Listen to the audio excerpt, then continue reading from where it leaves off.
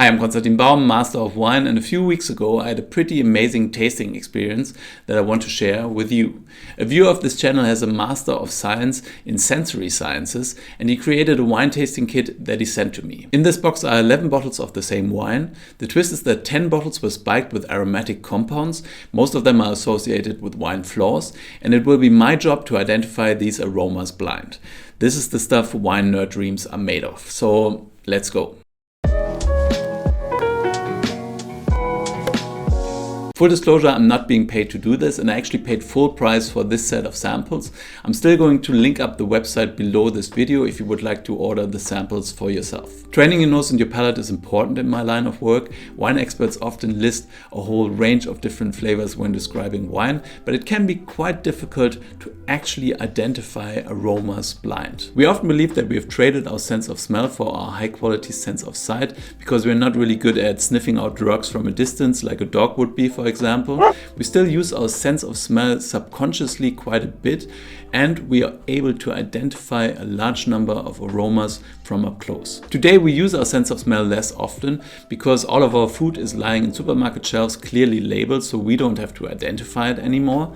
But this does not need to be the case. The Orange people from the Andaman Islands in Asia, for example, structured their calendar by the smell of the flowers that are in bloom during that period, and they greet each other by saying, "How is your nose?" So let's dive into the samples. I've done this tasting before, but I don't really remember the order the samples were in, and they might be in a completely different order this time anyways. I'm going to taste the wines blind and reveal the aromatic compound and talk a little bit about these flaws or aromatic compounds along the way. I have these cards with the answer on the other side of the card. So it's a little bit like a game show. So let's play What's the Aromatic Compound? That was stupid. So let's dig in.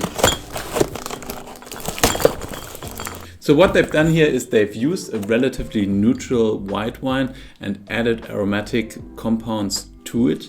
This is the reference bottle, so the bottle without any aromas added, and I'm going to taste this as a reference. The wine smells of white peaches, oranges and vanilla, and on the palate it's quite rich and round and doesn't have much acidity, but it's not really about this wine in this tasting. It's more about the aromatic compounds, because all of them are aromatic compounds that you might come across in tastings, and I want to teach you a little bit more about them. So here we have bottle number 1. You can't really see a difference to the reference bottle. You really have to rely on your nose. Wine 1 doesn't necessarily smell all that different. It smells a little bit herbaceous though, so there's some green notes coming through, and I would therefore guess that this is methoxypyrazine. Methoxypyrazines are very present in Sauvignon Blanc, and they can be really pronounced. They give an aroma of green grass and bell pepper, green bell pepper flavors, so it's quite distinct and quite intense. This though isn't as intense as I remember it from last time. It's more of a bit of a herbaceous note in the background. The interesting thing with methoxypyrazines is that they decrease quite a bit with ripening and exposure to sunlight. You therefore can have really green, grassy Sauvignon Blancs if you harvest the grapes early. If you leave them on the vine for longer, those flavors will disappear and you have all of the fruit flavor. In New Zealand, the recipe for success was blending slightly unripe or just ripe Sauvignon Blanc fruit with very ripe fruit. And then you had this combination of green grassy notes together with exotic fruit flavors. Sauvignon Blanc and Cabernet Sauvignon, they are really well known for having lots of methoxypyrazines when the grapes were harvested early. And this can be an identifier in a blind tasting to get you to one of those grape varieties. So let's see whether I'm actually right. Wine number 1, and it is bell pepper pyrazines or methoxypyrazines. So 1 for 1. Wine number 2 is not all that different, but it smells a little bit different to the reference bottle. This has aromas of cassis coming through, also a little bit of passion fruit maybe, and this kind of points me to a substance called 4-MMP, and it would be fitting because it's kind of the other side of Sauvignon Blanc or Cabernet Sauvignon, from methoxypyrazines to 4 mmP when the grapes are really ripe. So you have those cassis notes in really ripe Cabernet and this passion fruit flavor in really ripe Sauvignon. So I think this is 4 mmP. So let's have a look. Number two, and it is 4 mmP. Who wouldn't have guessed that? So I'm not going to explain you exactly what 4 mmP means. I will put it down here for you to read if you want to. It's a thiol as far as I understand, and it's the aromatic compound that comes with really ripe wines from grape varieties like Sauvignon Blanc, Cabernet Sauvignon, Cabernet Franc. This is quite an interesting flavor. For me, this actually smells more of a red wine than of a white wine because of this cassis flavor that is coming through. And it's an interesting substance and definitely something to use to show off a little bit in a tasting. If you have a ripe Sauvignon Blanc, you could say, wow, there's lots of 4 mmP in there. So moving on to wine number 3. The third sample that's poured. Wine number 3 is again really interesting. This is quite aromatic, quite intense. There's quite a lot of fruit flavor, but there's also a component that reminds me of vinegar, a little bit of vinegar. So this could be acetaldehyde or maybe isoamyl acetate. Isoamyl acetate would be a little bit more fruity. Acetaldehyde might be a little bit more flat. I'm really struggling here. I'm not really sure which one this is, but let's have a look. Number 3, and it is isoamyl acetate. Isoamyl acetate is quite an interesting substance. It comes up quite a bit in commercial wines that are widely available, that are fermented at low temperatures to bring out more fruit flavor. This is one of the fruit flavors. It's an ester and it reminds the taster a little bit of bananas. And now that I say that, this actually smells quite a bit of bananas, but I didn't really pick up on that earlier. The question you might ask yourself now is, would I have identified all these aromas without knowing what aromas are in the box? And I don't think I would have. It's much easier if you kind of know those 10 aromas are in the box and then just kind of finding the right one in your glass.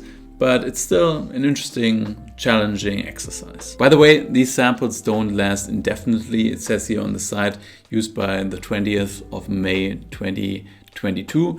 And yeah, you shouldn't keep them in your cellar for a long time, that's for sure. Okay, this could be the other one I was just talking about, acetaldehyde.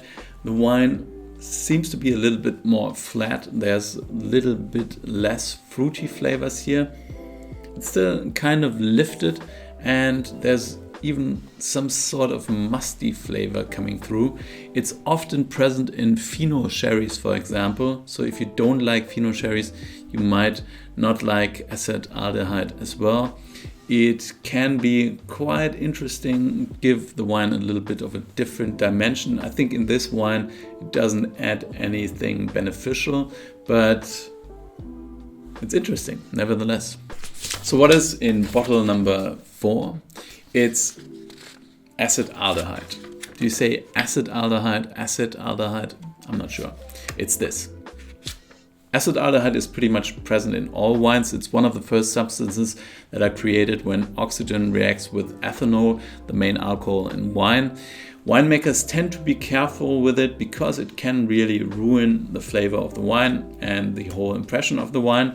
But yeah, it can be nice. Like I said, many floor-based wines like Fino sherry, for example, they have quite a lot of acetaldehyde naturally in the wine. So let's move on to sample number 5. This is quite a bit easier than the previous wines. I think this is quite pronounced. It smells of dark flowers, and this reminds me of Geraniol, a flavor compound that is named after the flower. So number 5, and it's Geraniol. I hope I pronounced that right. Geraniol. Geraniol really smells like crushed geranium leaves, and it occurs in wine when sorbic acid reacts with lactic acid. It's very, very potent. I had to look that up, but less than 1 nanogram is enough to spoil a wine or to change the flavor of a wine, and that's like a drop in a swimming pool, so it's very hard to remove from a wine once it's in there. So here we have wine number 6, and let's taste it. This one is actually quite difficult. It smells a little bit less fruity, so there's more oak flavor or more of the butteriness that you can get in those white wines. So it could be vanillin, the vanilla flavor of oak, or it could be diacetyl, which is the buttery flavor that you get from malolactic conversion, for example, but which gets out more pronounced in oaked wines as well. So for me, they are very much associated. So I would be more on the vanillin side of things. I think this is vanillin. Let's have a look. Oh, damn it. Okay, 6 is diacetyl. So I at least mentioned it, but yeah, didn't quite make it. It is often described as buttery or butterscotch aromas, but it also reminds people often of roasted notes. So this is kind of the oaky flavor that might come through. It is more pronounced in wine depending on the grape variety. So the same levels of this substance comes out more in Chardonnay or Pinot Noir, for example, than it would in Cabernet Sauvignon. It can add desirable complexity in a wine, and it's present in many high-end Chardonnays, Pinot Noirs and many other wines, but it can also be overpowering and make the wine really boring. The amount of diacetyl in a wine really depends on many different factors, the bacterial strain or the temperature of the fermentation, and many other factors that the winemaker can influence in the cellar. Wine number 7 smells again quite a bit of vanilla and oak flavor. So I'm guessing this has to be the vanillin. Vanillin is a phenolic compound that is extracted from wood. And I can actually feel a little bit of a phenolic grip on my palate when I taste this wine. So let's hope I'm right this time. Number 7 is vanillin. I did it. Well, this was kind of easy.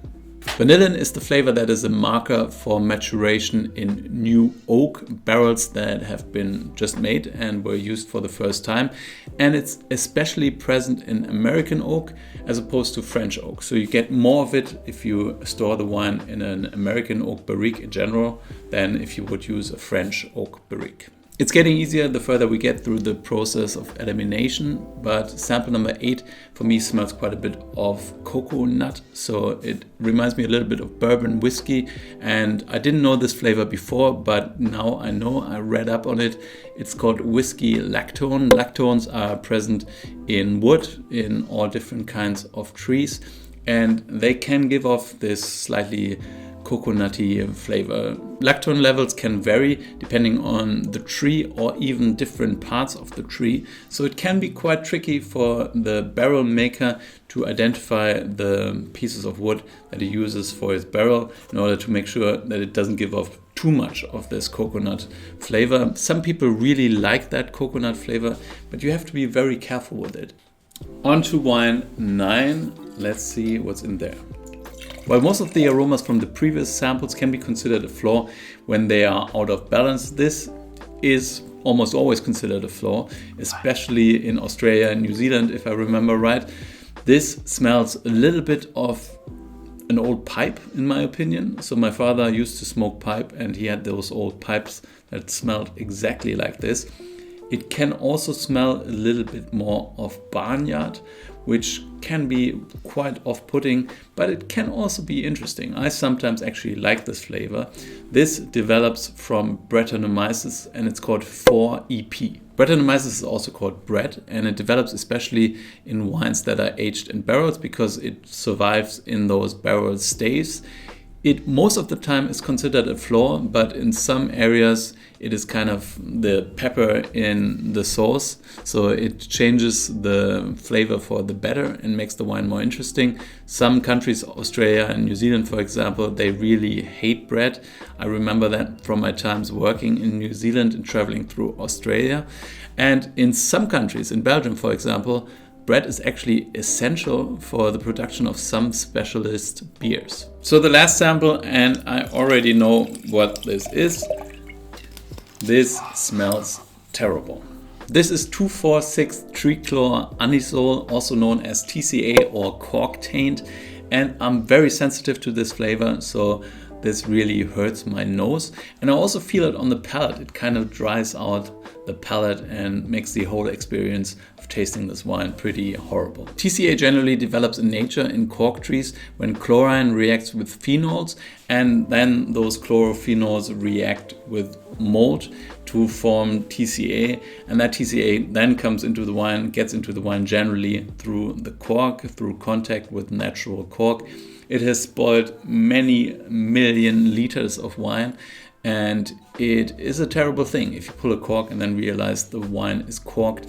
TCA is not generally accepted, so it's not like bread where a little bit can actually add to the complexity of a wine. TCA normally always ruins a wine. The thing with TCA is that it is very potent, so a few nanograms, so a few drops into a swimming pool can already kill the wine.